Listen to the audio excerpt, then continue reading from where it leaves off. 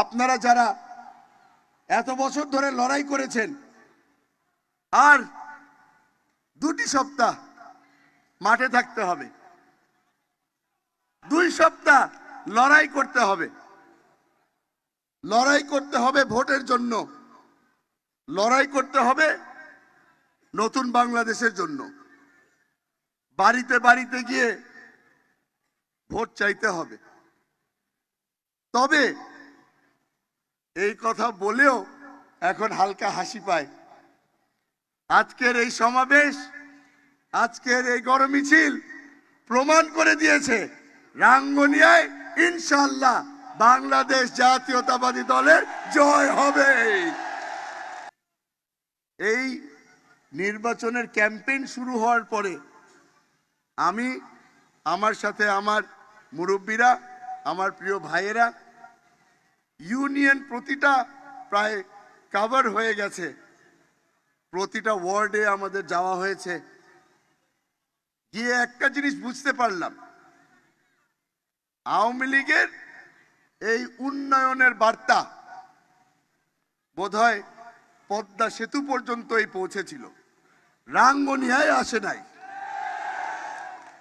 আজকে আমার মুরব্বী যারা বসে আছেন তারা সকলেই চেয়ার দখল করে আরামে বসতে পেরেছে, কারণ গত 2 সপ্তাহ ধরে যেই ভাঙা রাস্তা দিয়ে আমরা হাঁটাহাঁটি করেছি, গাড়িতে চড়েছি, আমাদের মাজা সবার ব্যথা করছে।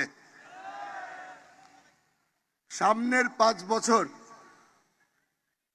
আপনাদের সকলকে আমি একটা ওয়াদা করে যেতে পারি, আমরা যারা যারা জাতীয়তাবাদী দলের সদস্য আছি, আমরা সকলেই আপনাদের পাশে থেকে আপনাদের পরামর্শ নিয়ে আপনাদের যেই সমস্যাগুলো আছে সবগুলি সমাধান করার চেষ্টা করব। আমাদের বর্তমান মরিয়মনগর থেকে রানীরহাট যেই রাস্তা আছে, সেই রাস্তা আরো চওড়া করার ওয়াদা 17 বছর আগে পেয়েছিলাম।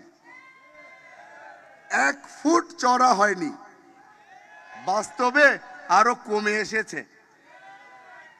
এখন আপনারা যদি সহযোগিতা করেন, যদি বাংলাদেশ জাতীয়তাবাদী দল সরকার গঠন করে, আর আপনারা যদি ভোট দিয়ে আমাকে সংসদে পাঠান, ইনশাআল্লাহ প্রথম কাজ হবে এই রাস্তা চওড়া করা। অ্যাম্বুলেন্স, হাসপাতাল দুটার একটাও ঠিকমতো কাজ করছে না রাঙ্গুনিয়াতে।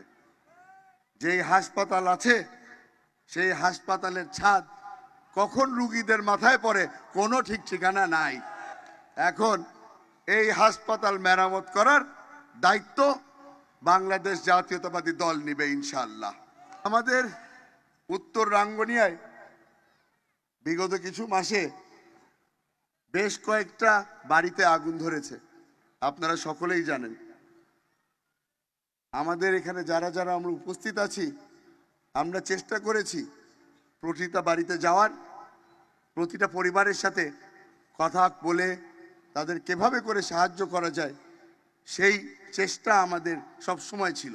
আজকে আমাকে বলা হয় এই কম বয়সী যুবকের হাতে রাঙ্গুনিয়া নিরাপদ থাকবে কিনা। আমি আপনাদের কাছে একটা প্রশ্ন করতে চাই, যেই ব্যক্তি গত 17 বছর খালি লড়াই করে এসেছে, সেই ব্যক্তির উপরে আপনাদের কি ভরসা আছে? আমার উপরে ভরসা আছে? ইনশাআল্লাহ আপনাদের জবাব 12 তারিখে ভোটের মাধ্যমে আমি পাবো।